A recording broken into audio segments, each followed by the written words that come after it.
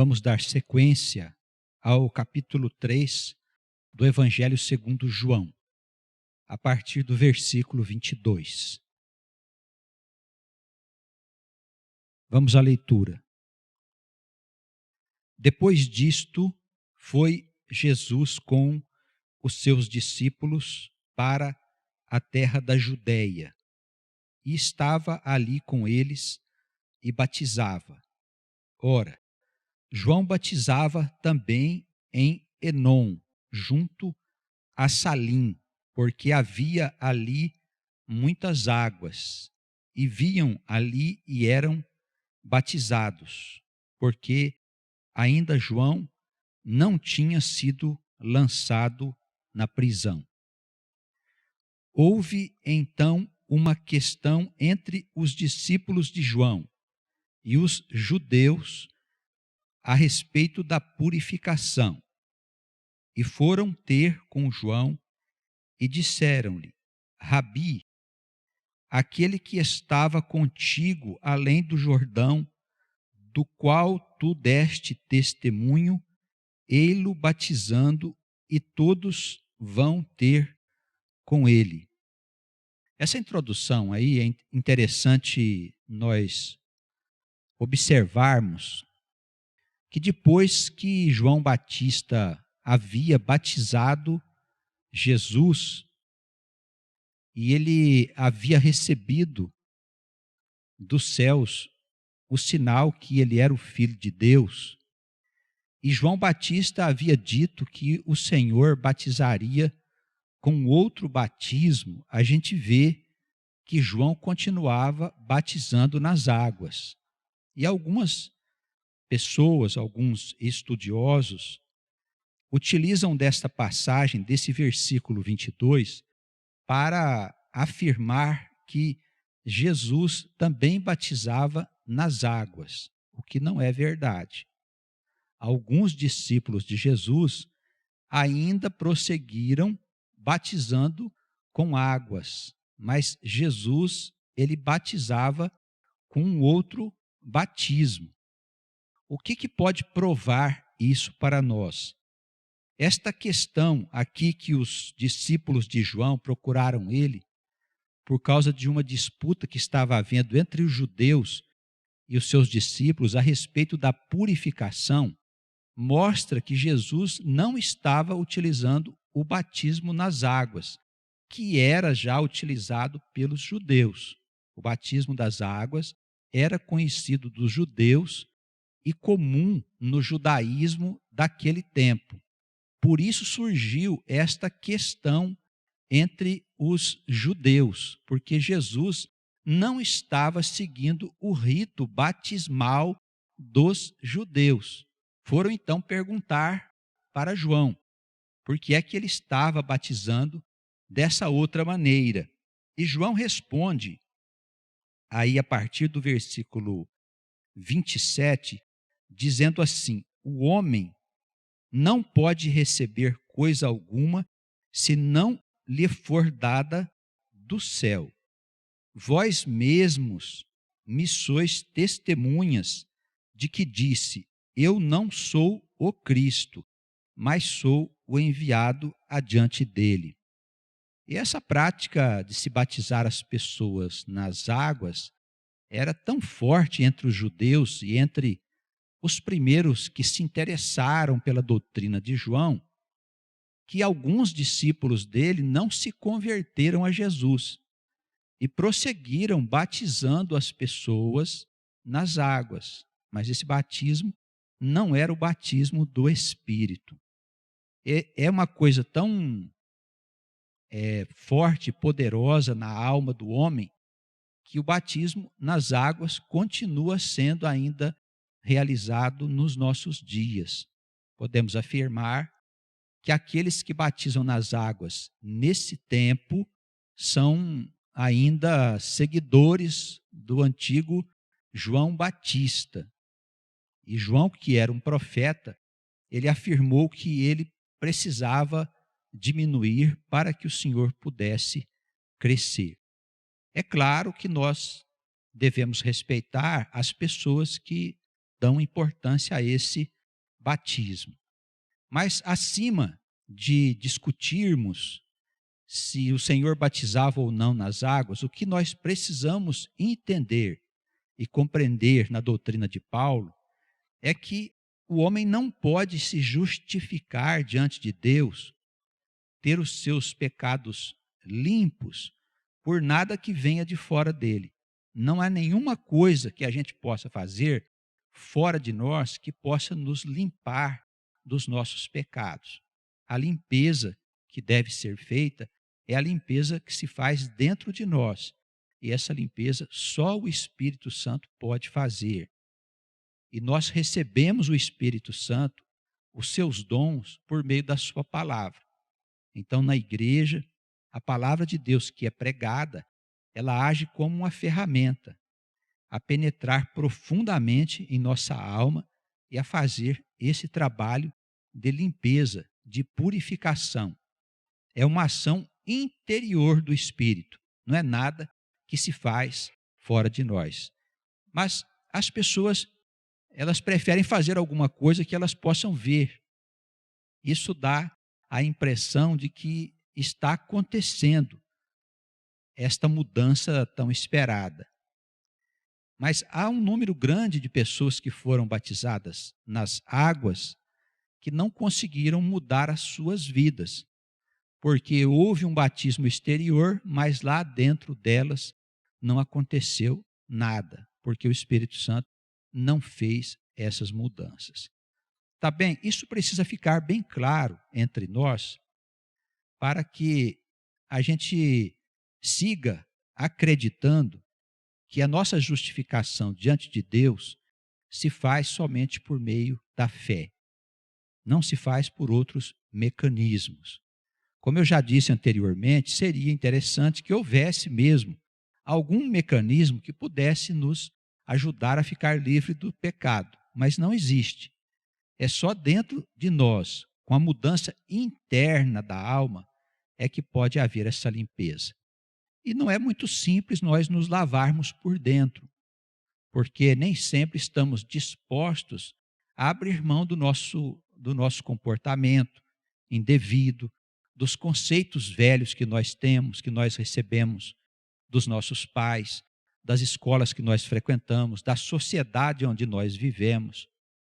Isso tudo precisa ser limpo, precisa ser lavado por uma água que é nos dada pelo Espírito Santo, através da palavra de Deus que nós ouvimos na igreja, que nós lemos na Escritura, das nossas orações. É só dentro de nós que podem acontecer estas mudanças. Aqui no versículo 28, o João Batista, ele diz que ele era o enviado adiante de Jesus, que ele teria vindo para abrir os caminhos, preparar o terreno dos corações para Jesus poder desenvolver o seu ministério. Eu queria que os irmãos olhassem comigo rapidamente aonde que se encontra essa promessa. Está aqui no livro de Malaquias, é o último livro do Velho Testamento, antes de Mateus, no capítulo 3. Eu peço à igreja que me acompanhe, os irmãos que estão em outras cidades também, por favor. Antes de Mateus, é o último livro do Velho Testamento.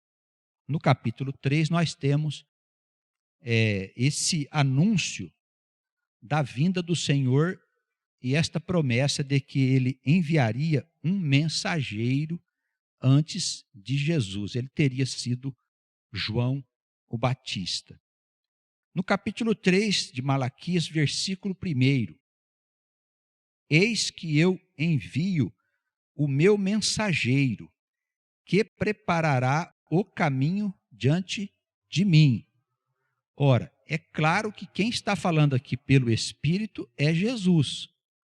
É Jesus que está falando aqui pelo Espírito, que estava naquele instante profetizando por meio de Malaquias. Veja como ele diz: eis que eu envio o meu mensageiro, que preparará o caminho diante de mim. Então, ele está falando dele, de Jesus. Isso também nos mostra que Jesus, antes de nascer no mundo, ele já existia do outro lado. Ele já pastoreava o seu povo. Ele vinha cuidando dessa nação abençoada que ele escolheu para que pudesse ser as suas ovelhas, as ovelhas da casa de Israel. De repente, virá ao seu templo o Senhor a quem vós buscais, e o mensageiro da aliança a quem vós desejais. Eis que ele vem, diz o Senhor dos exércitos. Mas quem suportará o dia da sua vinda, e quem subsistirá quando ele aparecer? Porque ele será como o fogo do ourives e como o sabão dos lavandeiros. Os irmãos, vê como o Espírito profetiza sobre o ministério de Cristo. Isso significa que mesmo a gente estando caminhando com o Senhor, nós estaremos sujeitos a essa purificação, que não é feita pelo batismo, é feita pela ação do Espírito Santo. Isso envolve provas, desafios e situações que nós temos que passar durante a nossa vida terrena. Ele é como um ourives, o fogo do ourives que purifica a alma. É como o sabão dos lavandeiros que lava a alma de todo o pecado, para nos purificar por dentro de nós. É uma limpeza interna, não é uma coisa para as pessoas verem. Ele assentar-se-á como fundidor e purificador da prata, e purificará os filhos de Levi, e os refinará como ouro e como prata. Então, ao Senhor trarão oferta em justiça, e a oferta de Judá e Jerusalém será agradável ao Senhor, como nos dias antigos e como nos primeiros tempos. E chegar-me-ei a vós para juízo, e serei uma testemunha veloz contra os feiticeiros, contra os adúlteros, contra os que juram falsamente, contra os que defraudam os diaristas em seus salários, as viúvas, os órfãos e aqueles que pervertem o direito dos estrangeiros. E não me temem, diz o Senhor dos exércitos, porque eu, o Senhor, não mudo. Por isso vós, ó filhos de Jacó, não sois consumidos. Então Deus estabelece aqui as promessas, ele deixa claro que vai vir fazer um juízo, que o seu juízo estará começando pela sua casa, e ele vai estabelecer um laço de paz e de alegre convivência entre o seu povo. Ele disse: as minhas promessas, elas vão se cumprir, porque eu sou o Senhor, e eu não mudo. Então o Senhor, quando ele promete, ele cumpre. Tudo aquilo que está prometido, que vai acontecer nesse mundo, irá acontecer. A justiça de Deus virá sobre esse mundo pecador, sobre as pessoas que não se interessam por Deus, sobre aqueles que vivem apenas para os deleites da carne, apenas para os prazeres do mundo e não quer saber de nada. E também sobre todas as autoridades que têm estabelecido leis e têm ensinado coisas erradas ao povo que é simples e que não sabe separar o que está na sua mão direita da sua mão esquerda. Todos esses homens serão responsabilizados por ensinar coisas torpes ao povo que não sabe para onde vai. Haverá em breve um juízo sobre esta humanidade. Vamos voltar lá ao livro de João. Por isso aí nesse versículo 28, o João Batista disse: eu não sou o Cristo, mas conforme aquela promessa que está lá atrás em Malaquias, capítulo 3, versículo 1, eu sou o enviado adiante dele. E aqui, a partir do versículo 29, ele começa a falar sobre a esposa. Aquele que tem a esposa é o esposo, mas o amigo do esposo que lhe assiste e o ouve, alegra-se muito com a voz do esposo. Assim, pois, já a minha alegria, o meu gozo está cumprido. É necessário que ele cresça e que eu diminua.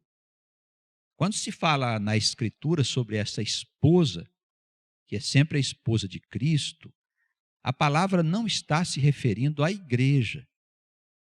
Porque imaginemos que, se fosse a uma determinada igreja, as demais ficariam enciumadas, porque deixariam de ser uma noiva de Cristo.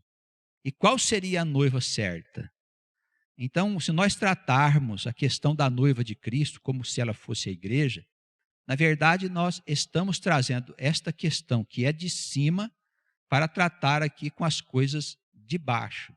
É claro que a palavra se refere a algo muito maior que a igreja.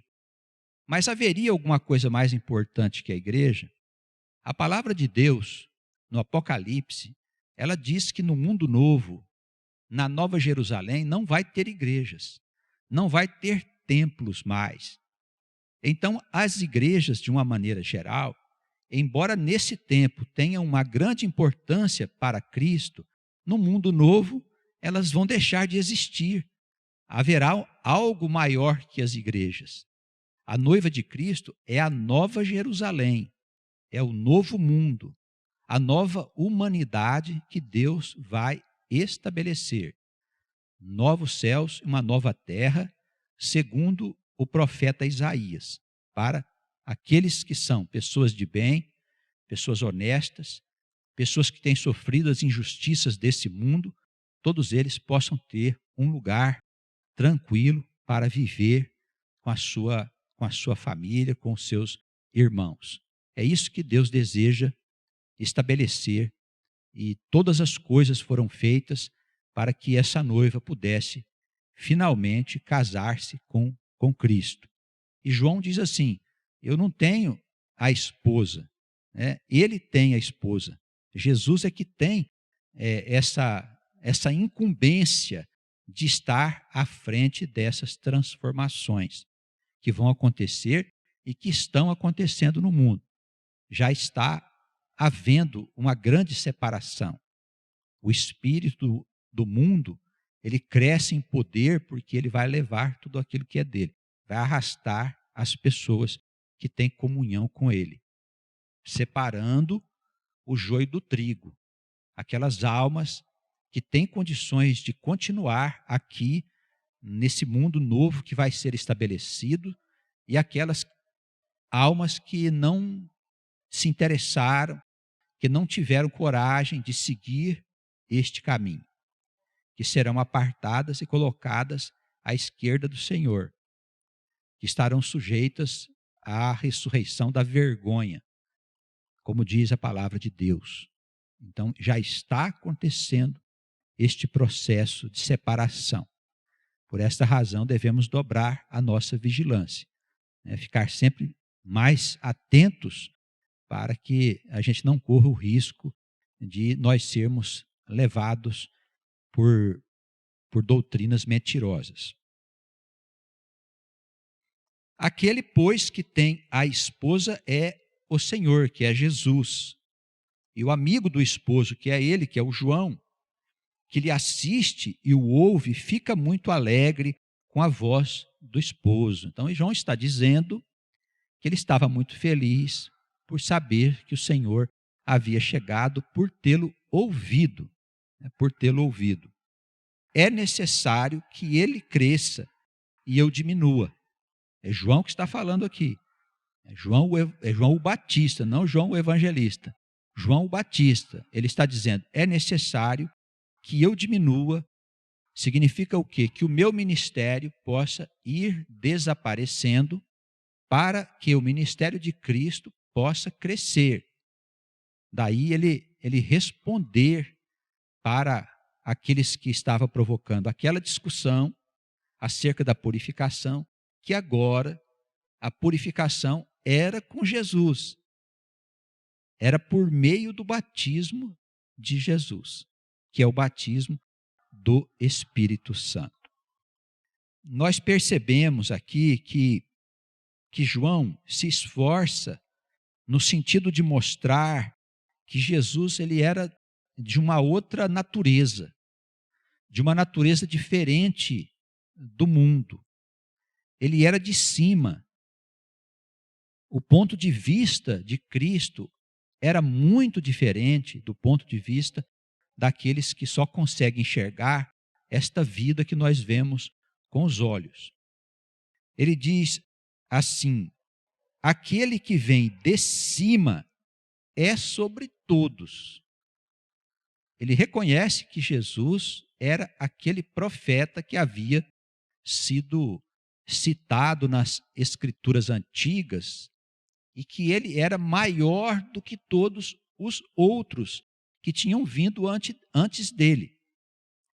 Isso nós temos que deixar bem claro e certo no nosso coração que Jesus é maior que todos os profetas e que a palavra dele ela é maior e mais elevada e tem maior autoridade que as demais palavras que estão na Escritura Sagrada. Isso precisa ficar bem firme no nosso coração, porque nos nossos dias há uma mistura de todas as coisas. E a Escritura é utilizada de uma forma bastante irresponsável. As pessoas fazem praticamente o que querem, com o que existe na Escritura, com o que foi escrito, tanto nos livros do Novo Testamento, quanto nos livros do Antigo Testamento. E nós precisamos agir com muita fé e firmeza, de maneira a não sermos arrastados nessas doutrinas que não são verdadeiras, porque elas refletem os interesses da carne. Elas não refletem os interesses de cima, de Deus, de Cristo.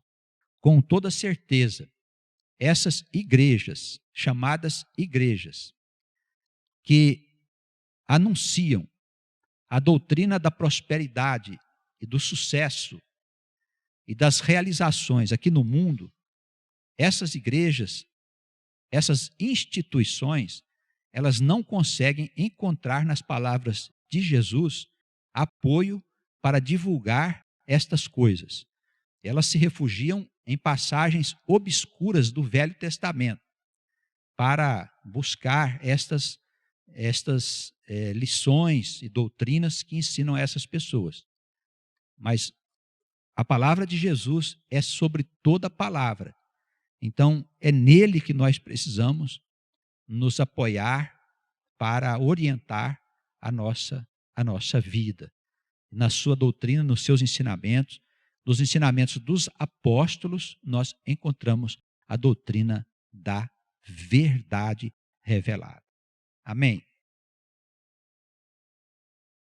Aquele que vem de cima é sobre todos. Versículo 31. Aquele que vem da terra é da terra e fala dela. É isso que nós estávamos afirmando. Esses que ensinam coisas, que levam o homem a procurar se realizar, a ser feliz. Aqui nesse mundo, ele não pode ser um pastor, não pode ser um missionário de cima. É missionário da terra, porque ele só fala das coisas transitórias, das coisas passageiras. Ele não fala das coisas celestiais. Irmãos, a verdadeira igreja, ela deve ocupar-se exclusivamente com a salvação da alma, com nada mais. Porque as demais coisas, disse Jesus, elas serão acrescentadas. Nós não precisamos ficar preocupados se vamos ter ou não ter. Jesus vai naturalmente acrescentar o que precisamos na nossa vida, seja morar, seja o vestir, seja o comer, a saúde que Deus tem nos dado e que deve ser motivo do nosso agradecimento, de nós estarmos saudáveis, em condições de trabalhar, de sobreviver, de servir na igreja, todas essas coisas são riquezas que Deus acrescenta todos os dias na nossa vida. Precisamos ter gratidão por isso. Quem é do mundo fala daquilo que o mundo tem. Quem é de Deus fala das riquezas que Deus oferece ao seu povo. Aquele que vem do céu é sobre todos. Aquilo que ele viu e ouviu, ele testifica. O que quer dizer isso? Que Jesus, ele trouxe do céu uma revelação que Deus fez para ele, de maneira que ele pudesse trazer esta revelação ao povo de Deus. Ele veio do céu para testificar que Deus enviou salvação ao povo que estava perdido, as ovelhas que estavam desgarradas da casa de Israel. Esse é o povo escolhido, são as almas que estão espalhadas no mundo e que o Senhor agora está juntando, tendo em vista as mudanças que vão acontecer no planeta. Aquele que vem do céu é sobre todos. O que ele viu e ouviu, ele testifica. E ninguém aceita o seu testemunho. O mundo não quis saber do Senhor, não se interessou por ele. A verdade é essa, né? E nos nossos dias, nós vemos que o mundo ocidental, que foi construído em cima da doutrina de Jesus, abandonou simplesmente. O Ocidente resolveu afastar-se do Senhor. E nós estamos assistindo com muita tristeza a apostasia tomar conta dos povos, das nações ocidentais. Estamos vendo os meios de comunicação espalhando uma doutrina que traz sofrimento, que traz desgraça para as famílias. Estão lançando os jovens na prostituição. Enfim, o que nós estamos assistindo é o mundo dizer não ao Senhor. O testemunho dado por Cristo está sendo rejeitado pelos homens. E as consequências, elas virão com toda a certeza. Aquele que aceitou o seu testemunho, aqueles homens que aceitaram o Senhor, que andam nos caminhos do Senhor, esses, diz a palavra de Deus, confirmam que Ele é verdadeiro. No meio dessa grande confusão, existe as pessoas, homens e mulheres, que não se deixam enganar. Nós temos que nos manter assim até o fim dos dias.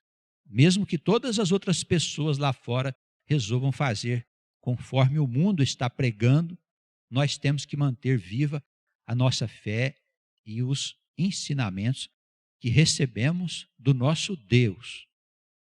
Porque são esses ensinamentos, é esta fé que nós temos em Jesus, que vai nos ajudar a passar por esses dias difíceis que estão vindo sobre a humanidade. Vamos manter fé, a nossa fé viva em Jesus.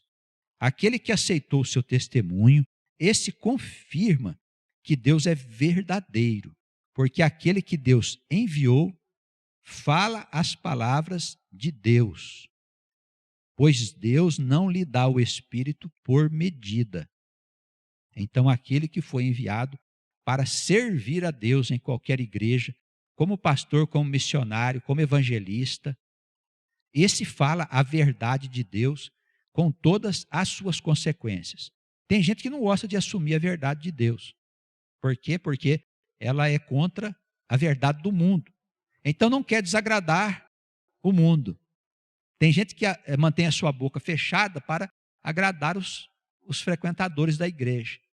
Não querem falar a verdade porque há um interesse material por trás. Então não pode desagradar as pessoas que sustentam o sistema financeiramente. Por isso não falam a verdade. não têm coragem de assumir a verdade de Deus na frente dos homens. É claro que vão ser envergonhados quando chegarem diante dos céus. Um dia, eles vão ter que estar diante do Senhor e vão ser envergonhados, porque não tiveram a coragem de assumir a verdade de Deus perante o povo que está envolvido nessa vida de pecados e de transgressões. Aquele que Deus enviou, versículo 34, ele fala as palavras de Deus. E Deus não limita as revelações, é sem medida. O Espírito Santo fala abertamente pela sua boca a doutrina que o povo precisa ouvir, a doutrina de Deus, que fala da eternidade da vida. Amém. Versículo 35, vamos concluir. O Pai ama o Filho e todas as coisas entregou nas suas mãos. Aqui nós confirmamos a autoridade de Jesus. É sobre todos. Por quê? Porque o Pai entregou nas mãos de Jesus todas as coisas. Não tem alguma coisa que não está sob a autoridade de Jesus. Tudo está sob a autoridade do Senhor. Por essa razão, irmãos, quando nós procuramos Jesus nas nossas aflições, Ele tem todo o poder para fazer cessar essas aflições. Nas doenças, nas enfermidades, Ele tem todo o poder para fazer cessar estas coisas. A palavra está escrita aqui. Deus deu ao seu Filho todas as coisas. Nós não podemos duvidar disso. Tá bem? Olha, se um espírito vem te ajudar, um anjo vem te ajudar, um arcanjo vem estender aí a sua bênção sobre a sua vida para resolver qualquer dificuldade, ele vem por permissão de Jesus.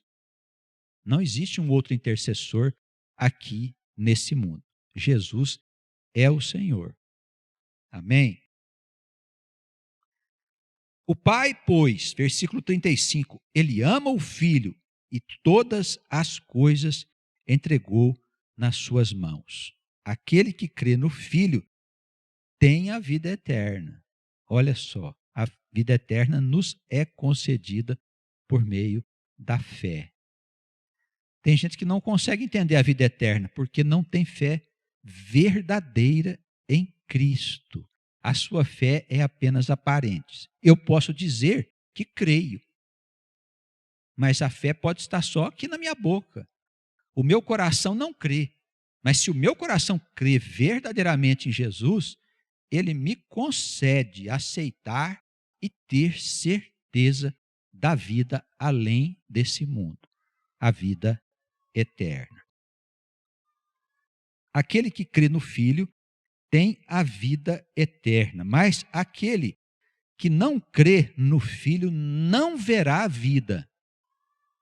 Irá para a morte ou irá para os infernos. Aquele que não crê no Filho de Deus, no enviado do Senhor. Olha, aqui não se está falando de doutrina, se está falando de fé. Aquele que não crê, ele não verá a vida, mas ele está vivo. A palavra não está falando da vida desse mundo. A palavra está se referindo à verdadeira vida, a vida que está na eternidade. Quem não crê verdadeiramente no Senhor não verá a vida eterna. Para onde vai? Vai para o vale das sombras. Vai para a região da morte. Vai para o purgatório. Vai para o umbral, como dizem por aí. É onde a alma fica morta, onde ela não tem vida. Ou vai parar nas regiões infernais, onde foi parar o rico lá que ignorava a existência de um mendigo na sua porta, cheio de feridas. Ele vivia uma vida nababesca e não se preocupava com as necessidades de ninguém. Morreu, foi parar no inferno. Se nós não cremos no Filho de Deus de verdade, verdadeiramente nós não veremos a vida, nós veremos a morte. E o que acontece com esses que não aceitarem? A ira de Deus permanece sobre eles. Mas então a ira de Deus já estava sobre eles. Não é que Deus ficou irado porque eles não aceitaram Jesus, não é isso. A ira de Deus já estava sobre eles porque eles não tinham o Senhor como luz das suas vidas. Se eles não aceitaram o socorro de Deus, o que acontece?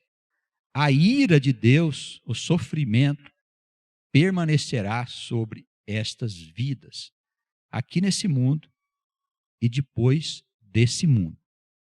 Ou aceitamos Jesus, ou a ira de Deus continuará sobre nós. Se nós não aceitarmos o Senhor, sofreremos as consequências desta ira. O que é essa ira de Deus? Ela nada mais é do que a ação da sua lei sobre a nossa existência provocada pelo pecado. A ação da sua lei vai trazer sofrimento para nós. Vai trazer em qualquer tempo, em qualquer lugar onde nós existirmos, vai trazer dores e dificuldades e tragédias e coisas que de maneira alguma as pessoas querem receber. A ira de Deus, ela é resultado de uma vida sem luz, de uma vida sem Cristo. Que Deus nos abençoe e nos guarde. Amém.